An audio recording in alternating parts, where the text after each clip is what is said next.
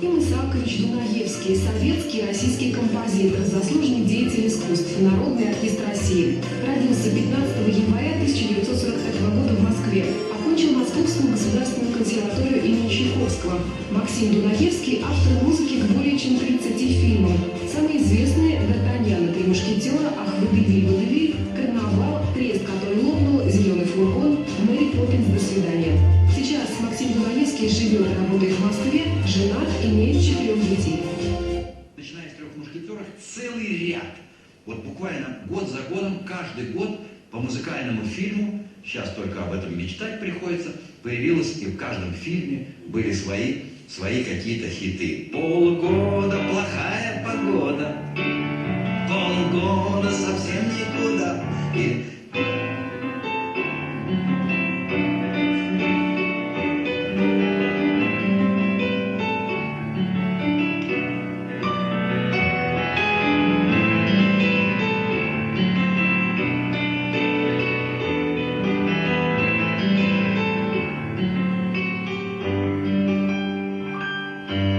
есть три кита, есть три кита, есть три кита, и больше ни черта.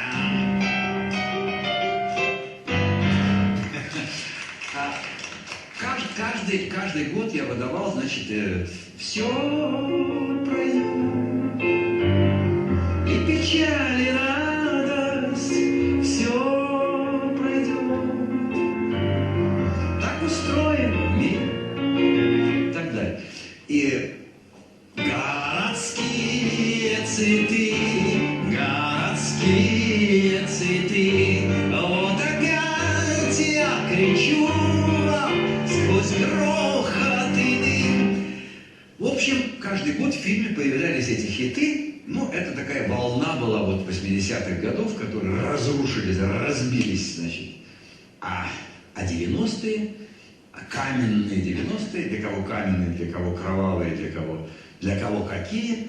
Вот. А уже в 90-х годах пришлось махнуть в Америку.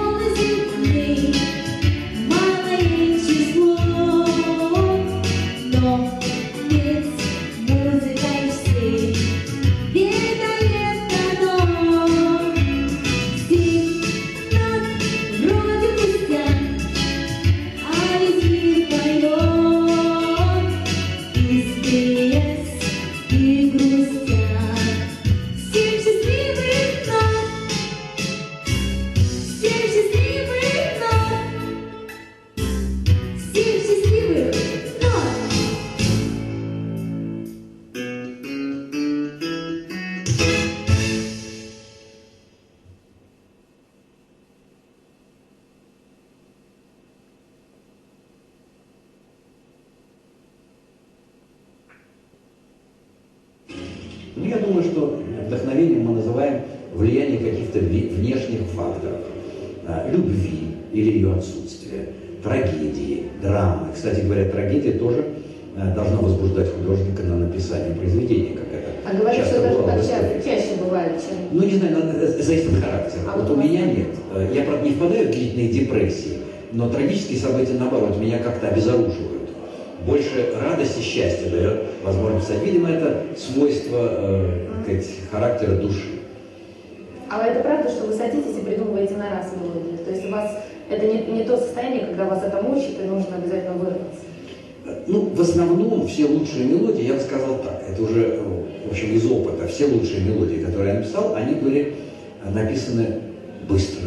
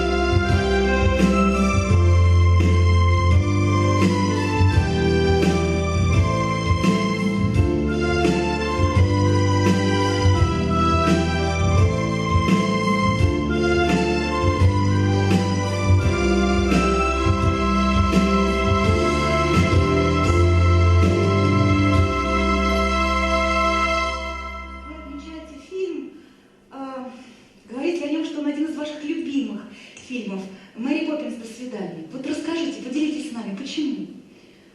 Ну, я не знаю, наверное, это уже все-таки с давностью лет возникают какие-то вокруг этого легенды, сам чего-то додумываешь. Во-первых, это скучнейшая книга, скажу вам. Вы читали вообще? Я дочери читала. По-моему, скучнее ничего нет на свете. Такая типичная, такая, знаете, сухая английская литература. Вот. Не знаю, как детки английский читают, но наш, по-моему, никто не читает. Я думаю, что почему всех это так зарядило, наверное, у каждого было свое. У меня лично в это время была большая любовь.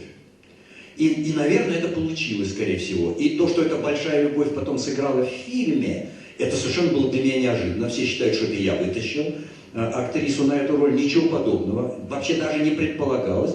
И я должен вам сказать, что вот эта актриса и моя бывшая жена, Наташа Андрейченко, когда она слушала эту музыку, она впервые услышала у режиссера дома. И у нее потекли слезы. И тогда режиссер сказал: ты будешь играть эту роль. Потому что он увидел эту реакцию, это очень важно. И значит, я тоже попал в свою любовь. Спасибо за вашу музыку. Мы предлагаем вам вернуться к вашему рабочему инструменту. Мы с нетерпением за станок.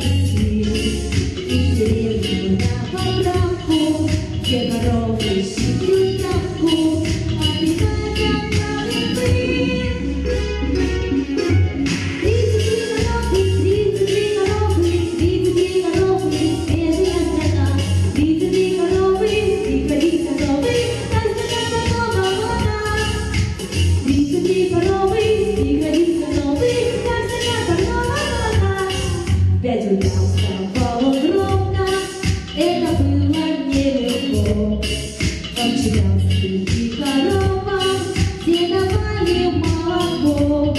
Все ждем начала света, очень вырос наш поэт. Ведь молодшая диета благотворна для поэта, если ты всего житет. 33 коровы, 33 коровы, 33 коровы, свежая трава. 33 коровы, двигались коровы, как ты нам мама вода.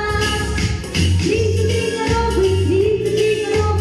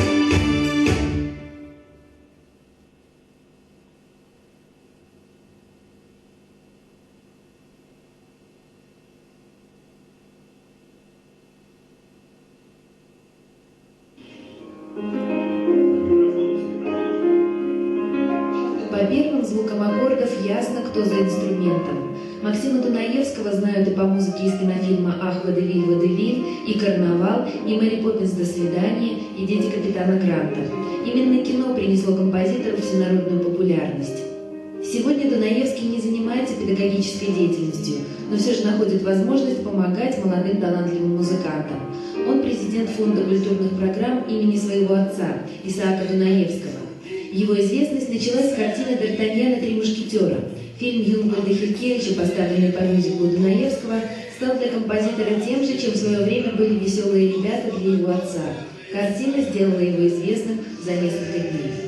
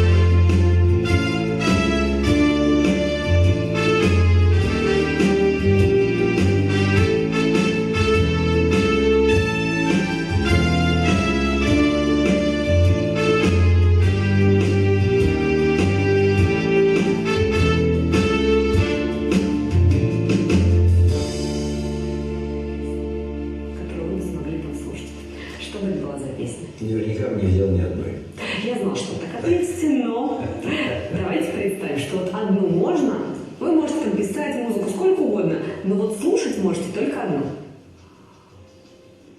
Легко на свете от песни веселой. Это все-таки. Ну хорошо, большое вам спасибо за этот день, за то, что пригласили нас в свой уютный загородный дом. Я надеюсь, что и дальше вы будете таким же жизнерадостным, веселым, активным. Постараюсь, спасибо.